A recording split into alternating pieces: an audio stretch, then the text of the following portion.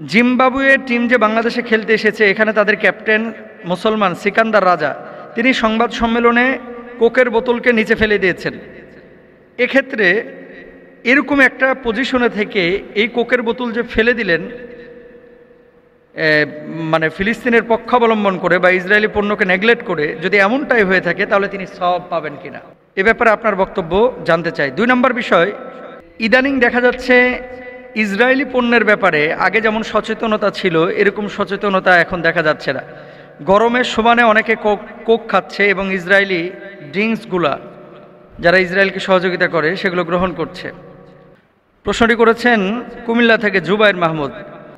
Very very important একটা বিষয়। অনেকে আপনারা ক্রিকেট খেলা দেখবেন যে ওই যে পত্রপত্রিকায় দেয়, ওই যে আইপিএল খেললো কি মুস্তাফিজ, পত্রিকায় দেখলাম তিনি মদের লোগো নাকি জার্সিতে ইউজ করেন নাই, প্রশংসার দাবি রাখে এই ধরনের সিদ্ধান্তগুলো। মঈন আলী, তিনিও নাকি মদের লোগো ব্যবহার করেন নাই। এখন এই যে সিকান্দার রাজা যেই কাজটা করেছে এটা অবশ্যই প্রশংসার দাবি রাখে, এবং তিনি যদি ফিলিস্তিনকে ভালোবেসে বা মুসলমানদেরকে ভালোবেসে এই মানে এই কোকটাকে যদি এখানে সরায় দেন বয়কটের সমর্থন জানিয়ে, তাহলে অবশ্যই এক্ষেত্রে সওয়াব তিনি পাবেন। কারণ কুরআনুল কারিমে আল্লাহ তাআলা বলেছেন ওয়াতাআওয়ানু আলাল বিররি ওয়াত্তাকওয়া ওয়ালা তাআওয়ানু আলাল ইসমি ওয়াল উদওয়ান। সৎ কাজের ব্যাপারে একে অপরকে সহযোগিতা করো, অসৎ কাজের ব্যাপারে কেউ কাউকে তোমরা সহযোগিতা করো না। প্রথম যে অংশটা আমাদের এই ভাই প্রশ্নটি করেছিলেন, এই যে গরম চলতেছে, যে সমস্ত দোকানগুলোতে বাংলাদেশি ড্রিঙ্কস ছাড়া অন্যান্য এই ড্রিঙ্কসগুলো, আমি ওই ড্রিঙ্কসগুলোর নাম নিয়ে আবার তাদেরকে ব্র্যান্ডিং করতে যাচ্ছি না, যেই মুসলমানরা এই যে রোদের প্রখরতায় কষ্ট পেয়ে আপনারা ড্রিঙ্কস করছেন অথবা আপনারা এই কোল্ড ড্রিঙ্কস গিলছেন, পেটের মধ্যে দিচ্ছেন, উদরপূর্তি করছেন, আমার কাছে মনে হয় যে এই ধরনের পণ্যগুলো যারা গ্রহণ করছেন তারা আমাদের মুসলমানদের সাথে গাদ্দারি বেইমানি করছেন। আপনার ছেলে, ছোট ছেলে, ধরেন আপনার ছেলের বয়স 4 বছর বা 5 বছর, এই ছেলেটাকে আপনি যেমন ভালোবাসেন, একজন ফিলিস্তিনি বাবা তার ছেলেটাকে তেমনই ভালোবাসে। আপনি একটা পণ্য কিনে এই পণ্যের একটা টাকা যদি আপনার শত্রুর কাছে যায়, আপনি জানেন যে আমার এই টাকাটা আমার শত্রুর কাছে গিয়ে এই শত্রু আবার আমার ছেলের বুকে গুলি চালাবে পিস্তল কিনে, তাহলে কোনো বাবা কিন্তু, পাগল বাবাও এ কাজ করবে না যে শত্রুর ওই পণ্য কিনে আমার ছেলের বুকে গুলি চালাক, এই সুযোগ কিন্তু কোনো পাগল বাবাও দেবে না। কিন্তু আমাদের বাংলাদেশে কি হচ্ছে, আমার ভাইয়েরা আলহামদুলিল্লাহ অনেকেই কিন্তু এই পণ্যগুলো গ্রহণ করেন না, আলহামদুলিল্লাহ সুম্মা আলহামদুলিল্লাহ। আরেকটা নিউজ দিয়ে আপনাদেরকে, KFC গোটা বিশ্বে কিন্তু ধরা খাইছে, বিশেষ করে মুসলিম বিশ্বে।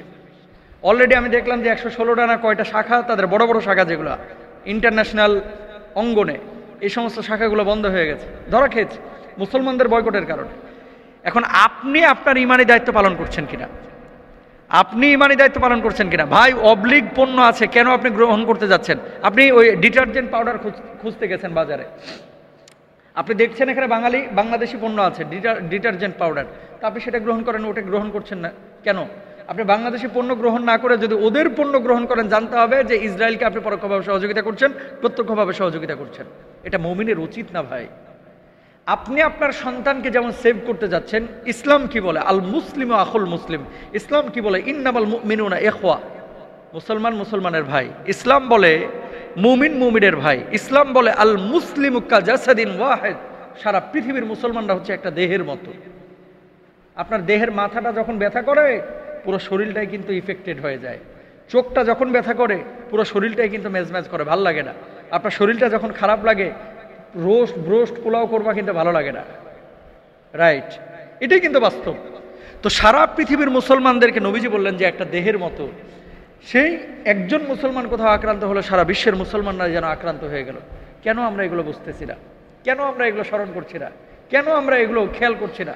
আজকে মুসলমানরা যারা এই কাজগুলো আমরা করছি, বুঝে হোক না বুঝে হোক ভাই, অন্যায় করতেছি। সিকান্দার রাজার ইমানের কাছে অনেকের ইমান আমরা হেরে গেছি। উনি যদি এরকম একটা জায়গায় থেকে একটা দেশে খেলতে এসে সেখান থেকে এই কোককে ছুঁড়ে ফেলতে পারে, ও মুসলমান আপনি আমি কেন পারি না? আমি নামাজ পড়ি, আমি রোজা করি, আমি হজ করি, আমি জাকাত দিই, আমি নামাজে সিজদা দিতে দিতে কপালে 6 ইঞ্চি কালো দাগ ফেলা দিলাম, অথচ তাদের পণ্যটা আমি এখনো বর্জন করতে পারলাম না। নিজের বিবেককে একটু জিজ্ঞেস করেন, নিজের বিবেককে জিজ্ঞেস করেন। খাইতেছেন কোক, কানে আবার ফিলিস্তিনের ভালোবাসার গান, খাইতেছেন কোক, অন্তরে আবার মানে ফিলিস্তিনের মুক্তি কামনা করতেছেন। তার মানে কি? তার মানেটা কি? আপনি সহযোগিতা করতেছেন। আল্লাহ তাআলা আমাদেরকে বোঝার তৌফিক দান করুন। যে বোন প্রশ্নটি করেছেন, খুব সুন্দর প্রশ্ন করেছেন, তাকেও জাযাকাল্লাহ।